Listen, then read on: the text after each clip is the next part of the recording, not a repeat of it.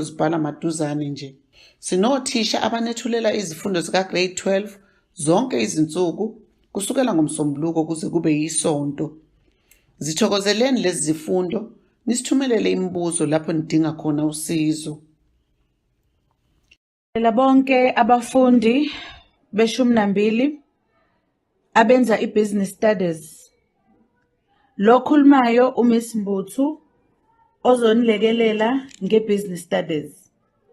Namhlanje ngizothanda sibuke i-topic yethu lapha, team performance and conflict management.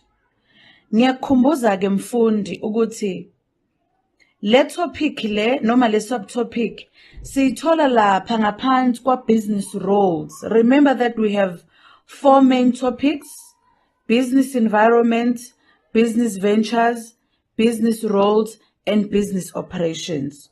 So le topic namhlanje ingena lapha ngaphansi kwa business roles. And siyayithole laphana ku paper 2 wethu bafundi. Uma ngabe siqala nje angeke siqhubeke singazi ukuthi what is a team? What is a reason eyenza abaphathi ebusinessini bavuma ukuthi ama-employees asebenze in teams, okay? So we define a team as a group of people who work together to achieve a common goal. Yilapho khona sithi abasebenze ngamaqoqo ukuze ba-achieve a goal that have been set by a business. What can make a business to say, let us allow our employees to work in teams? Siyazi ukuthi ama-employees ethu, they possess different talent. Bahlukahlukene, they come from different backgrounds. So kuzosilekelela kakhulu ukuthi uma ngabe besebenza ngama-teams, they will be able to achieve more goals and they are going to generate more ideas, okay? Ikuphi ke sizokubheka namhlanje uma ngabe sibheka lesi sihloko? When we look at our examination guideline, iyasitshela ukuthi it's very important ukuthi abafundi bakwazi uku-outliner noma uku-explainer noma uku-discussa ama-criterias for successful team performance. So kulama criterias ethu ke sinama criterias awu 4. We have interpersonal attitude and behavior. We have shared values or mutual trust and support. We have communication, and we also have cooperation or collaboration. These are the 4 criterias for successful team performance. Kubalulekile ukuthi uma ngabe abasebenzi besebenza ngama teams, they need to communicate. That is very important. Communication is encouraged when employees work in teams. So efficient and good communication between team members iyakwazi ukuthi silekelele ukuthi sikwazi ukuthatha inqumo masinyane, okay? And kubalekile ukuthi kube nama open discussions that will lead to the effective solution. Asikwazi ukuthi sithi sisebenza as a team but singakwazi ukuthi si communicate ngoba kumele sazi ukuthi ikuphi okumele sikwenze kanjani. So communication is very important when employees work in teams. Ngizothanda futhi ukuthi sibuke cooperation. We cannot work as a team uma ngabe singa cooperate. So each and every team member need to cooperate or to collaborate. Awukwazi ukufaka ku team kuthiwa sebenza but ungezina idea, ungasebenzi, ungayenzi role noma responsibility assign kuyona. So kubalekile lapha ukuthi I team member need to understand I role in a team, and each and every member need to take part in decision making. Yonke ilunga le team kumele likwazi ukuthi lenze njani, likwazi ucooperate, umuntu eze nama ideas asebenze ngokuyimisela ukuze sizokwazi phela uku-achieve wonke ama goals esiwasethile. 3, we have criteria esibiza ngokuthi shared values, mutual trust and support. So laphana We cannot work as a team if ama-employees engakwazi ukuthi ahloniphane. So it's very important that each and every team member must show loyalty, must show respect. We must trust each other as team members. Kubalulekile futhi ukuthi sihloniphane ezintweni esizaziyo, sihloniphe ama-skills of other team members. Okay? So each and every team member need to perform a task with integrity and honesty. Remember, you are assigned in a team. You were chosen to be part of the team. Ngoba kukhona umsebenzi omele uwenze. So it's very important ukuthi uma ngabe uyi-team member, you perform i-task yakho with integrity and honesty. Make it a point that you meet ama deadlines and you must commit yourself entweni oyenzayo as a team member. We also have a criteria as it's interpersonal attitude and behavior. So it's very important ukuthi uma ngabe sisebenza as a team, we must be positive. We must support each other as team members. We must motivate each other as team members. So each and every member needs to be committed. We must be passionate ngento esiyenzayo so that sizokwazi uku-achieve a common goal or a common objective. So bafundi kubalulekile ukuthi kuma criterias lawa awu-4 kumele umntwana akwazi ukuyi-outliner, kumele futhi ukwazi ukuthi uyi-discuss, or i-question ingaqhamuka ithi discuss criteria for successful teams.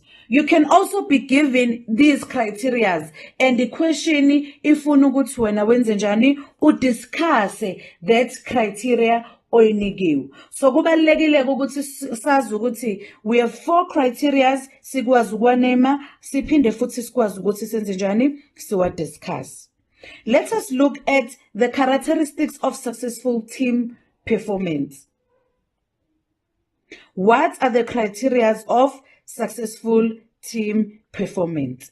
In each and every team, irrespect is very important. Angeke i-team ikwazi ukuphumelela uma ngabe singeze ukwazi ukuhloniphana. So there should be a climate of respect, trust and honesty amongst the team members. 2, there must be open communication. Mele sikwazi ukucommunicate as team members ukuthi kuphi esikwenzayo, sikwenza nini, ubani responsible for ukuthi. So communication it's very very important uma ngabe sisebenza as a team. Team members are accountable. So njengoba sizo-assigna nje ama-responsibilities ukuthi ubani uzokwenza ukuthi, each and every team member need to be accountable ngerole yakhe. Uma kungenzekanga ukuthi noma kwenzeke ngendlela engasiyona, each and every team members need to be accountable. Okay? Then okubalekile futhi, we need to create an environment where ama team members azokwazi ukunika ithuba lokuthi benze njani badevelophe. They need to grow. Awukwazi ukuba kwi-team usebenze nabantu but ungakwazi ukwenza njani ukuthi ukhule, because as we work in teams we learn from other team members. Okay? Let us look at the stages now of team development. They are very important. We have 5 stages of team development. We have a forming stage, a storming stage, a norming stage, a performing stage, and an attending stage. So kubalulekile ke mfundi ukuthi awungeni exam room ungawazi lama stages of team development. So lana kuma steps ke sibuka ukuthi kwenzakalani kwi step ne step. Njengoba kade sengishilo ukuthi we have 5 stages of team development. So we have the first step esibiza ngokuthi it's a forming stage. In a forming stage, this is where now we are forming a team, okay? So in this case, ama employees ke noma ama team members, they are still gathering information about each other, okay? This is a comfortable stage and a polite stage, okay? So our team members, they are comfortable and they are polite with each other during this stage, okay? If focus is on being with our busy routine such as ekutheni ubani uzokwenza ukuthi and when to meet each other as team members. So kubalulekile ke mfundi ukuthi understand stage, because you can be given statements and ulindeleke ukuthi identify the applicable stage by reading that statement. So ngiyaphinda ngithi kwi-forming stage, this is a stage where our team members, they are comfortable and they are polite. There are no conflict, okay? They are still gathering information about each other. They are busy with them routine duty, noguti, when are they going to meet as team members, okay? Then we have a second stage. This stage, sibiza storming stage. Storming stage, okay? So in this stage, team members go through a period of unease. This is a stage where conflict iqala ungaboni ngasolinye la kunama disagreements khona. We confront ama ideas of each other as our team members, okay? So in this stage, our team members, they come with different ideas, okay? And they want their ideas to be considered, okay? Ama tensions are corner, there is a struggle, there are ama arguments amongst the team members. But it's very important ekutheni team iqhubeke ikhuliye phambili, and some team members do tolerate each other so that sizokwazi ukwenza njani bezokwazi survive this stage. So ngiyathemba ukuthi uyawubona umehluko between the first stage and the second stage. Storming stage, there is conflict. Our team members, they come up with their own ideas and they want our ideas able to be considered. But kuyavela futhi ukuthi our team members, they also confront each other's ideas and they also argue. There is a tension, there is a struggle. But other team members, they try by all means ekutheni benze njani bakwazi ukubekezelelana ukuze izoqhubeka i-team iye phambili. Sizobheka i-stage sesithathu esisibiza ngani nge-norming stage, a settling stage, and a reconciliation stage. Lana ku stage sesithathu uma ngabe sizwa, this is a settling in stage, this is a reconciliation stage. Remember, in the previous stage ila khona sithe kune tension, kune conflict, but now in the third stage bayazama ukuthi ke manje ama team members are reconcile, ayazama ekutheni asettlishe aqhubeke nomsebenzi noma ne task aye phambili. So in this stage, team members come to an agreement. They reach a consensus. Bayakwazi ukuthi basuggest ama ideas futhi benze njani bavumelane ngakho konke imbono abayibekayo. Ama roles and responsibilities, they are clear and they are accepted by also team members. So each and every team member now understand a role ne responsibility anayo, and they accept ama roles that are assigned to them. Okay? A conflict it may occur, but there is a commitment, there is a unity amongst the team members. Okay? Let us look at now the performing stage. Performing stage, or working as a team towards a goal. Uma ngabe sesilaphana kwi-performing stage, ama team members, they have a direction without interference from the leader. Remember, in a previous stage, they accept some roles and responsibilities, okay? So now they are performing, they are accepting, they are working, they have a direction, and they are not guided by any lead. They have a direction without any interference of the leader. So in this case, our leaders, they delegate our duties to our team members. All members are competent and they are able to handle any decision making without any supervision.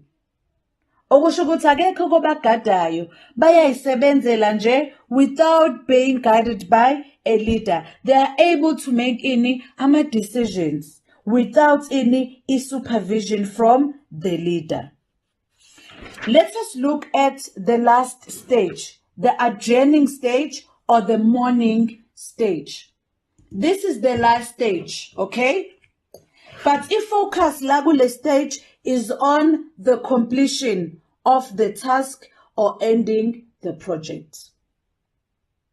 So lagule stage, we need to dissolve a team. So if focus is at 10, let us complete a task. Let us complete umsebenzi kade silindeleke siwenze as team members. So siyayithi lana, the breaking up of a team is very traumatic because our team members ebesejwayele ukuthi ay siyasebenzisana thina, siyalekelelana. Umsebenzi siyenze njani? We distribute ama duties ukuze sizokwazi uachieve ama goals. So siyayithi this is a difficult stage because now we need to break up a team. Our team members, they need to go back to their individual spaces of work. So before a team is dissolved, kumele kube ukuthi all the tasks are completed. Okay? Let us look at the importance of team dynamic theories. Team dynamic, these are the psychological factors that influence the direction of a team behavior. Remember, when we work in teams, we need to assign our duties. We need to assign our roles and responsibilities according to our expertise of the team members. Kumele kube ukuthi umuntu usimnika i-role azokwazi ukuyenza, simnika umsebenzi azokwazi ukuyenza, because that person usuke nani enama expertise, noma usuke knowledge, noma usuke nama skills okwenza lowo msebenzi. So what is the importance of team dynamic theories in improving the team performance? One, ama team dynamics, they explain how effective it is to work in teams or to operate in a team. And our businesses ayakwazi ekutheni allocate ama tasks according to the roles of team members. As vele nje umuntu simnike noma yini sithi yenza ukuthi, but kubalekile ukuthi when we assign roles ingoba umuntu usuke nani enama skills ekwenzeni leyo role leyo. Okay? So ama theories ayakwazi ukuthi assist ama team leaders ekutheni understand ama personalities of the team members. Uma ngabe uyi leader, uyakwazi ukunderstand ukuthi okay, i-personality ka team member A injani noma ka employee A injani. So that is very important. Ekutheni uma uyi leader ukwazi uku-understanda ama personalities of your team members. Okay? Let us look at now i-conflict. Ikuphi okubalekile ukuthi sikubheke bafundi kwi-conflict. We define conflict as a disagreement between two or more parties in the workplace. I-conflict nje ukungaboni ngaselinye between abantu ababili in the workplace. It's very important ekutheni sibe nawo ama-strategies okwazi ukuresolve i-conflict. Ngoba uma ngabe kune-conflict, angeke kukwazi ukuthi umsebenzi uqhubeke uye phambili. Uma ngabe ama-team members ene-conflict, angeke kusaba khona ukusebenzisana okuhle. So, businesses need to have strategies in place on how they can resolve i-conflict. Ngiyathanda-ke bafundi ukuthi sibuke ama-causes of conflict in the workplace. What are the causes of conflict in the workplace? 1, the limited business resources. If ama-resources engekho enough, ama-team members, they will fight for those resources. So one of the causes of conflict is the limited resources or limited business resources. So kumele senze sure as management ukuthi ama-resources are enough so that ama-team members or ama-employees angeke akwazi ukuthi alwe elelwa these resources. Okay? Another cause of conflict, it's the personality differences between groups and individuals. Siyazi ukuthi siqhamuka ey'ndaweni ey'fanele ey'ngafani. Ama-personalities ethu ahlukahlukene. So ama-personality clashes, personality difference, singabantu asifani. So that will also cause i-conflict. Okay? Different opinions. Ukungabi nje nemibono efanayo.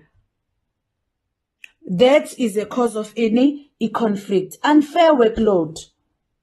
The uneven distribution of a workload will result to a conflict. So kubalulekile ukuthi uma ngabe umphathi noma uyimanager noma uyileader, when you assign ama-duties, you ensure ukuthi uwa-distributor fairly to your employees. Kungabi khona u-employee noma umsebenzi osinda umsebenzi ube khona omunye employee onjani yena nje osebenza kancane, but at the end of the day you are being compensated or you are paid the same salary. So kubalulekile ukuthi senze njani i-workload i-share ama-employees i-distributwe fairly.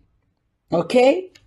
Another cause of conflict yenziwa ukuthi ama-employees, they just ignore rules. That will cause a conflict. Another cause of conflict yenziwa unacceptable behavior. Thola ukuthi u-employee usuyenza izinto ey'ngekho right. Ngafika ngesikhathi akekho punctual. Akawathatha ama-orders from management. That is a cause of a conflict. Poor communication. Ngithe mangiqala sibheka laphana ama-criterias, sibheka ama-characteristics of successful teams. Sathi communication is very important. But uma ngabe there is a poor communication, lokho kuzokwenza ukuthi kube ney'ngxabano ngoba sizogcina singazenzile izinto because that was not communicated. Okay? So kubalulekile ukuthi uma ngabe singama-team members, si-management, ibe khona i-communication. Unclear responsibilities. So when we assign these responsibilities and roles, kubalulekile ukuthi ama-roles and responsibilities abe clear. Ukuthi this is what is expected from you. This is what is expected from you. So ama-responsibilities kumele abe njani? Kumele abe clear. Another cause of conflict is the unfair treatment. Uma ngabe uyi-leader, uma ngabe umphathi, uma ngabe uyi-manager, you need to treat your employees fairly. Kungabi khona discrimination, kungabi khona favoritism. So it's very important that we treat our workers fairly. Kubalulekile kakhulu lokho. Ngoba kugcina sekuza nani ney'nkinga kungasebenzeki kahle uma ngabe uzotreata abantu ngandlela enjani engafani. Another cause of conflict is the ill-managed stress. Kubalulekile uma ngabe uyi-employee noma uyi-manager ukuthi when you are stressed, you need to manage your stress and kumele ukuthi usenze njani ukwazi ukustreat stress, because uzofika la unama worries akho une stress and bese usikhiphela kwabanye abantu, and that will cause tension. Ngeke sakwazi ukusebenzeka kahle because of ukungasimanage kwakho stress, ufike emsebenzini ungekho right. Another cause of conflict engizothanda siyibheke differences in background, differences in cultures, differences in beliefs, and differences in language.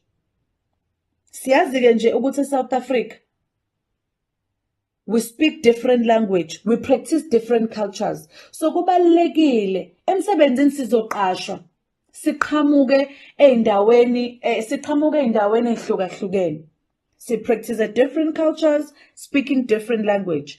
But kubalulekile ukuthi sisebenzisane ngoba we are a diverse workforce. Okay? Let us look at the ways on how business can resolve a conflict in the workplace. Asikwazi-ke ukuhlala sithi okay, we are aware ukuthi there is a conflict, but sihlale singayi resolve. It's very important that we handle a conflict and we resolve a conflict as soon as possible. Ngoba kuzogcina sekunjani kungasebenzeki ngoba mhlambe team member A akazwani no team member B. So let us look at the ways on how business can resolve or handle any conflicts in the workplace. One, it's very important that we acknowledge ukuthi there is a conflict in the workplace. Ukuthi yes, there is a conflict in the workplace. Secondly, it's very important that we also identify the causes of conflict. Conflict is there, we have acknowledged, but let us look at the causes of conflict. Sibheke ukuthi idalwe yini le conflict? Ibangwe yini le disagreement between the two parties, okay? Okwesithathu, we need to arrange pre-negotiations where our workers, they will be allowed to state their cases or their views separately. Siyababiza la besibabona ukuthi okay, banokungazwani.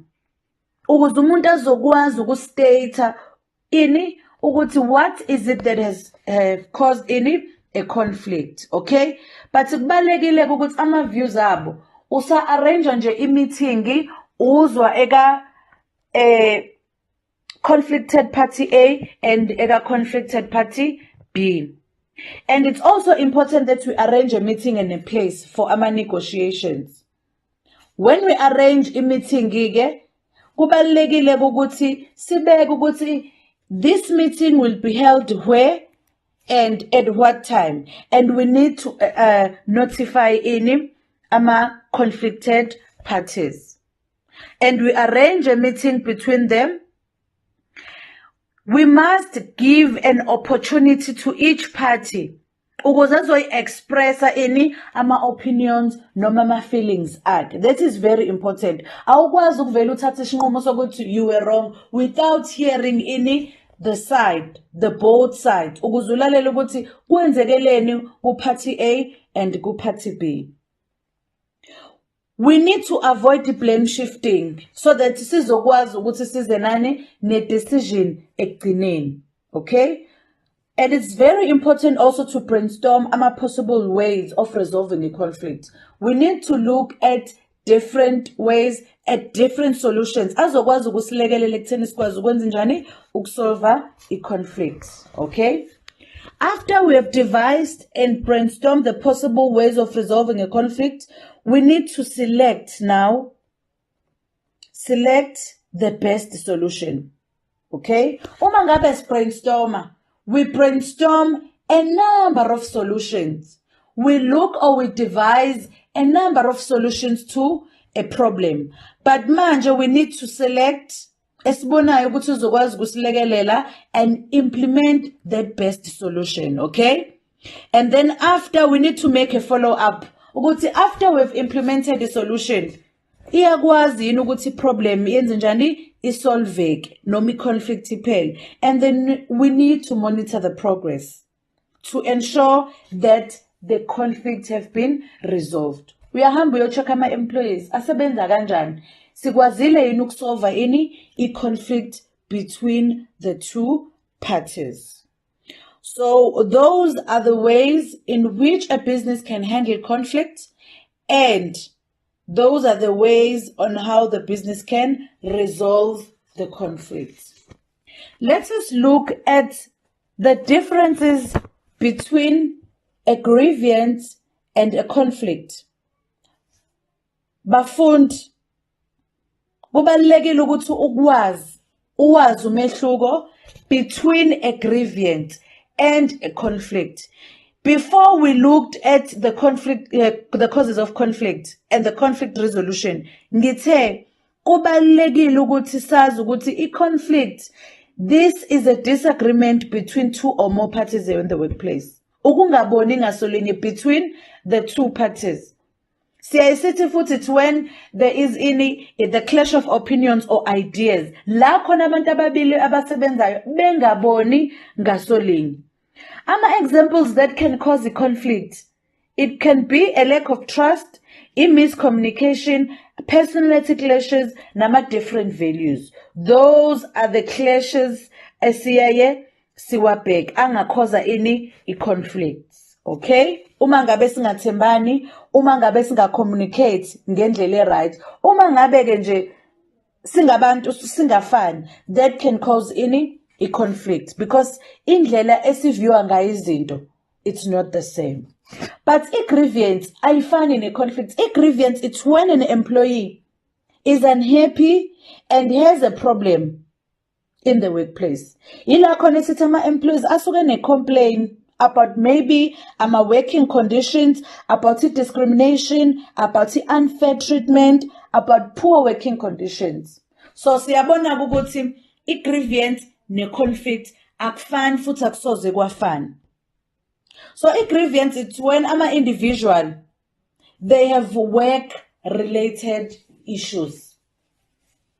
Ingabe mhlambe bayabona ukuthi there is unfair treatment, i-leader inama-favorites akhe, kunabantu angabakhuza abazenzela noma ngendlela abathanda ngayo, so that can cause i-grievance, and ama-employees, they have a right to complain if they are unhappy with what is happening in the workplace. So uma ngabe kune-grievance, ngeke nje sikhulume emakhoneni kuphela sithi we have a grievance. That need to be brought to the attention of the supervisors, of the management, of the leaders in the workplace. So what is the correct procedure to deal with the grievance? Ngishilo ngathi mhlampu leader angangaba aware ukuthi the environment is not conducive ukuthi abasebenzi basebenze, mhlambe is not aware ukuthi abanye discriminator. So that need to be brought to the attention of management. So one, an aggrieved employee must verbally report the incident. So kubalulekile ukuthi uma ngabe ama-employees ane-grievance, they need to report that complaint to a supervisor or to the manager. And that manager must make it a point that he try and resolve the issue within 3 to 5 working days. That is very important. So a person or an aggrieved person, kumele akwazi ukuthi ayo-reporta nje verbally to a supervisor, noma ba-reporte kwi-manager. And the manager mele izame ngazo zonke indlela ukuthi ikwazi ukusolva this grievance within 3 to 5 working days. Okay? Should the employee and the supervisor not be able to resolve the grievance, the employee may take it to the next level of management.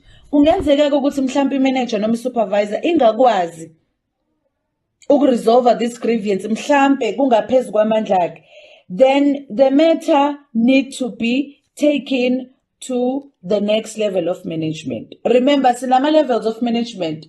Awuveli nje usuku uyele ku-CEO, but sihamba ngokwani ngokwama levels of management. We look at the organogram ukuthi who is your immediate supervisor. Then you need to report. The next step is when the employee may move to a more formal process where the grievance must be lodged in writing or complete a grievance form. So ngithe okokuqala you report verbally, but uma ngabe ingasolveke grievance, then the employee need to write a grievance in writing, or he or she must fill in a grievance form. So the employee must receive a written reply in response to the written grievance. So after usuyisendile ke i-grievance yakho to management, you must receive a reply to management ukutshengisa phela ukuthi bayitholile i-grievance yakho. So they are going to send a reply to an aggrieved person. Then a grievance hearing must be held with all the relevant parties. So management will be present, and also the aggrieved person need to be available to the meeting. Well, if we have a meeting, it's very important to how many minutes they need to be recorded or they need to be captured. And any resolution passed must be recorded on the formal grievance form. So uma ngabe ke sehlala ke sisho ikhalo zethu as ama-employees, uma ngabe ibe khona i-solution, that must be recorded in a formal grievance form. But if the employee ingekho happy about the outcome, okay, he can refer the matter to the next highest level. So top management need to arrange a meeting with all the relevant parties concerned, and the minutes also, they need to be filed again. They need to be recorded, and the outcome of the decision must also be recorded on the formal grievance form. Uma ngabe futhi employee engekho dissatisfied about the outcome, he can then refer a matter to ubani uCCMA, who will make a final decision on the matter.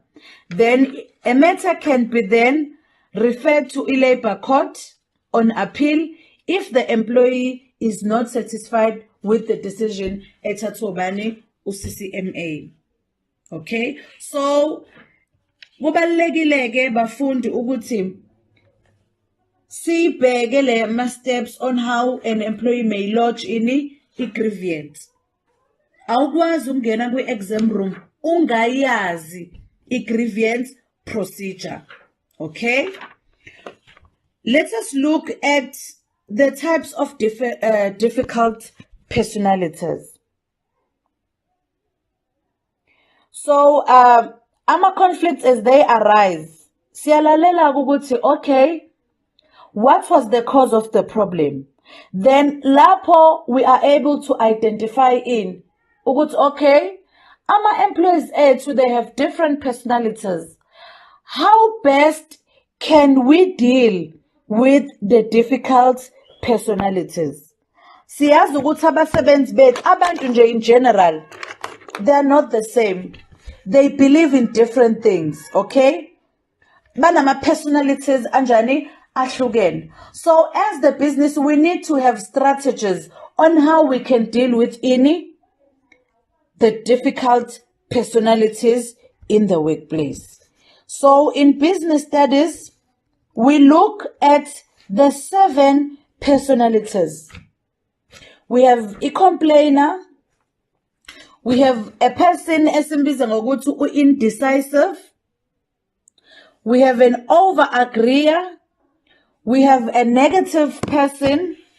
We have an expert. We have a quiet person. And we have an aggressive person.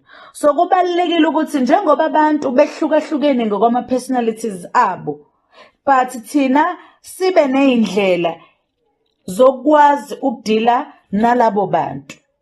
ngisho lo ngathi angeke sikwazi ukuthi umuntu wenza icala noma he or she behaves in a certain way bese sekuba ukuthi sesithi nje siyamyeka noma siyamxosha. But let us have strategies azosiza ekutheni sikwazi ukudila nama-personalities ahlukahlukene. Let us look at the first personality siyibiza nge-complainer. Lana sithola ukuthi siba ne-employee ehlale njalo expressa i-dissatisfaction. Uyacomplaina ngaloku, uyacomplaina ngaloku, uyacomplaina. What are the strategies esingawasebenzisa-ke thina as the business to ensure ukuthi sidila-ke ne-complainer? One, it's very important that we listen to the complaints, but we must not acknowledge them. We are aware ukuthi, okay, this person always complain, noma singenzani. But kubalulekile ukuthi, okay, we listen to her complaint or his complaint, but we do not acknowledge them, okay? Secondly,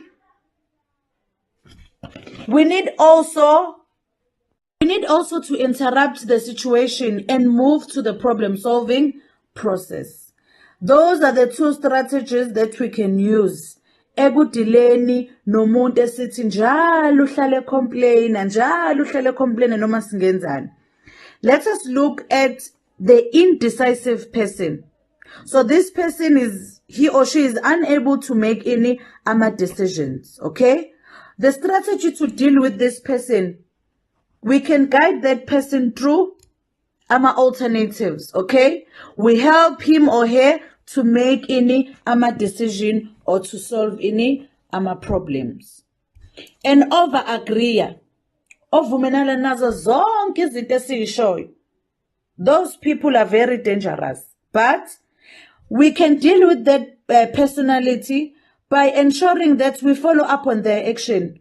Ngoba uzomnika i-role or i-responsibility avume kuko konke akushoyo but enze ngenye indlela. So it's very important that we deal with an over-agreeer by ensuring that we follow up on their action and we do not let them make promises abangakwazi ukuwagcina.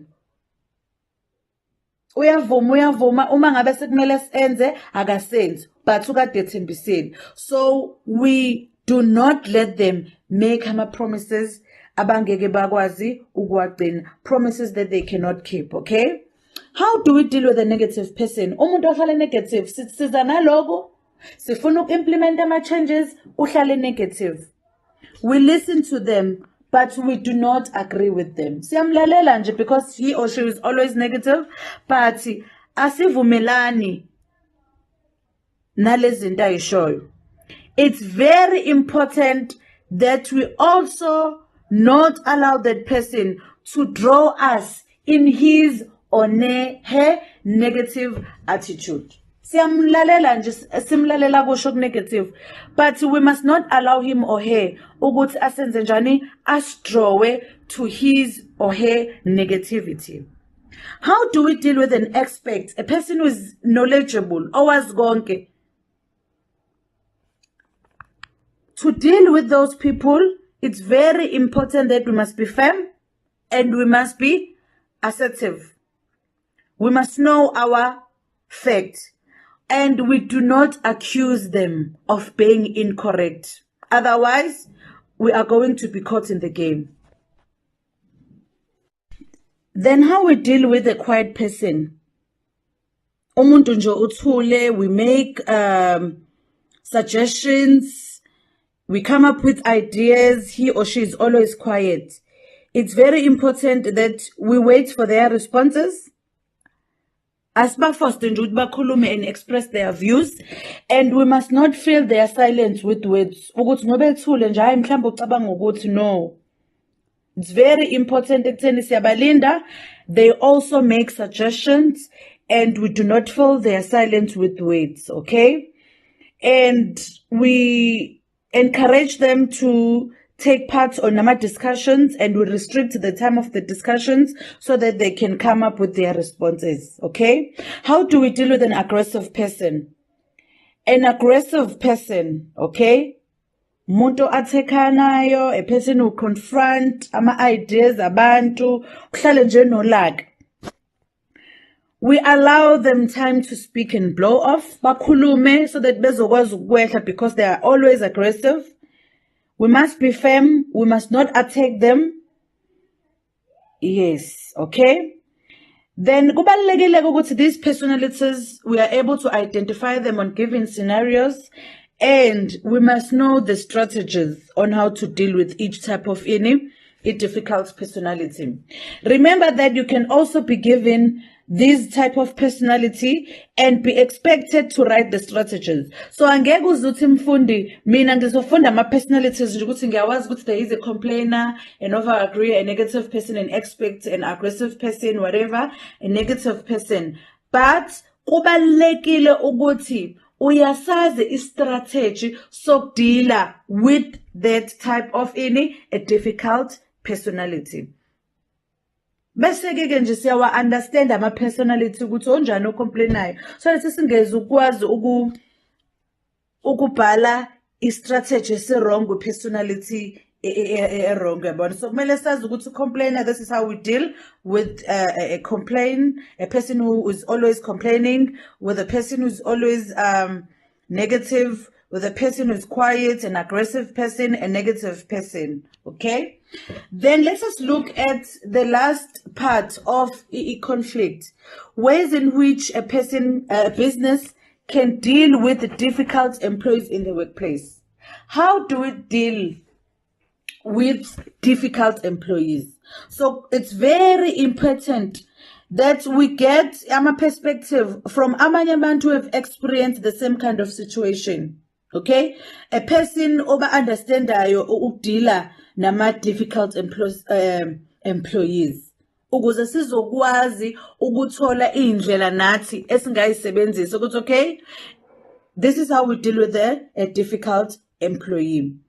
Kubalulekile ke futhi ukuthi we have regular meetings with our supervisors or our departmental heads, so that we can identify a difficult or a problem behavior.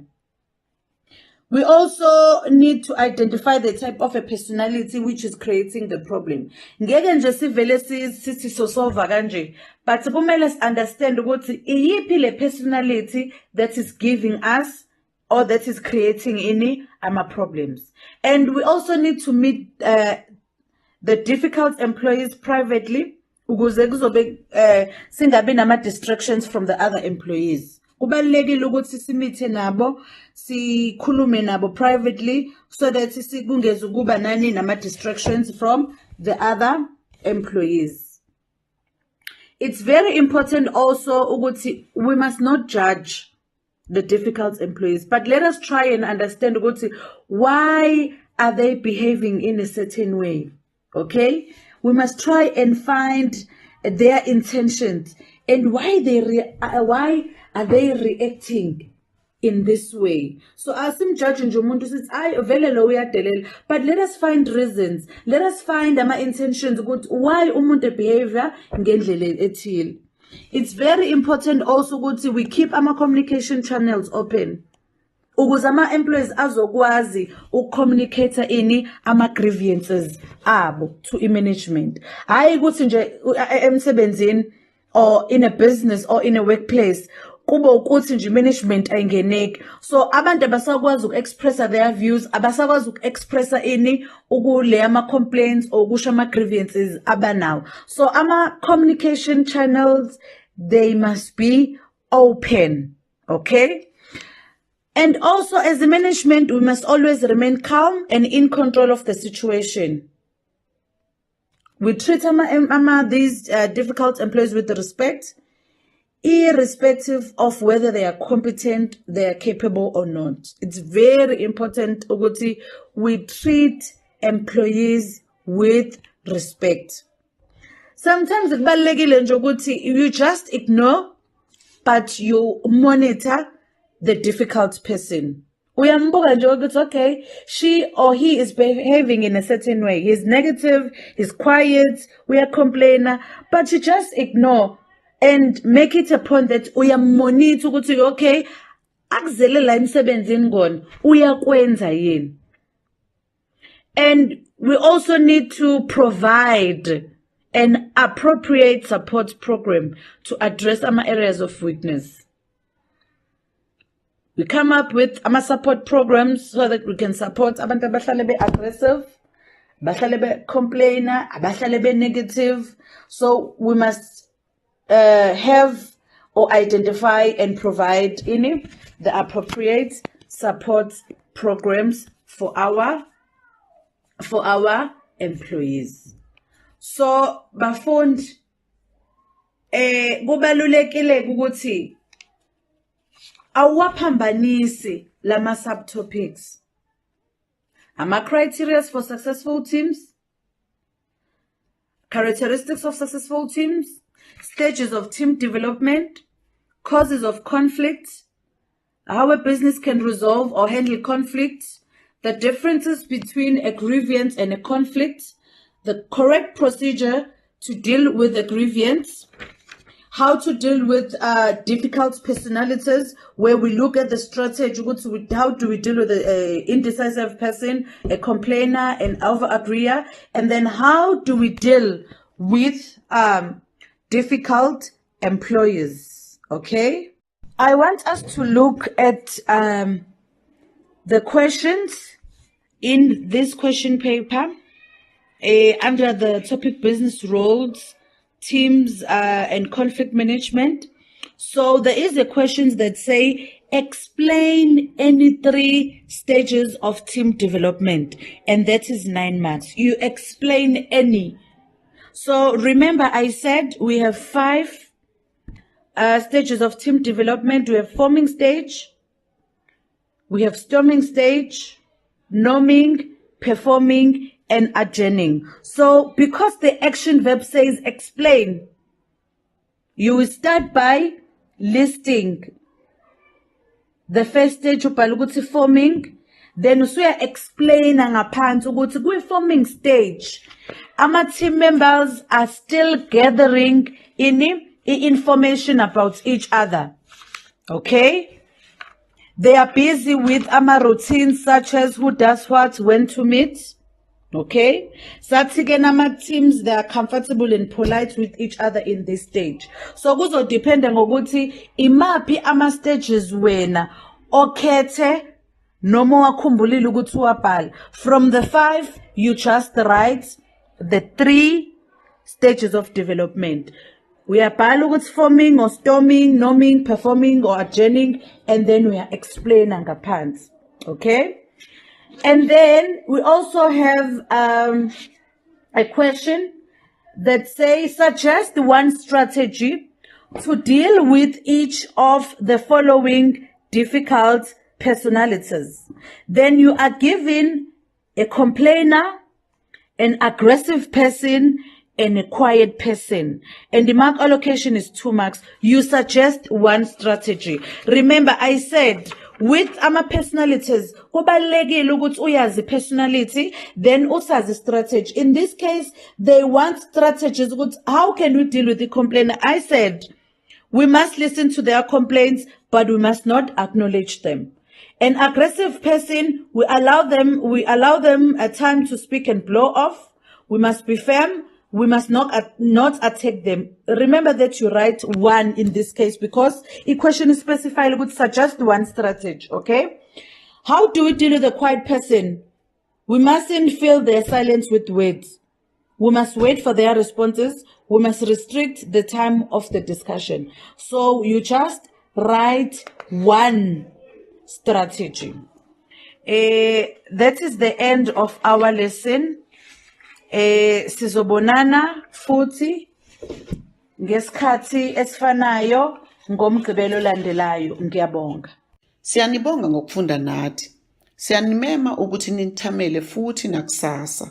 Ningazithola lezi fundo ekhasini lethu lika Facebook elithi Go Digital SA Foundation na ku YouTube elithi Go Digital SA Foundation. Ziyatholakala na kuKhozi FM njalo ngoLwesine kusukela ngo9 kuya ku10 ebusuku. Ningasithola nango WhatsApp kwinamba yethu ethi 068 151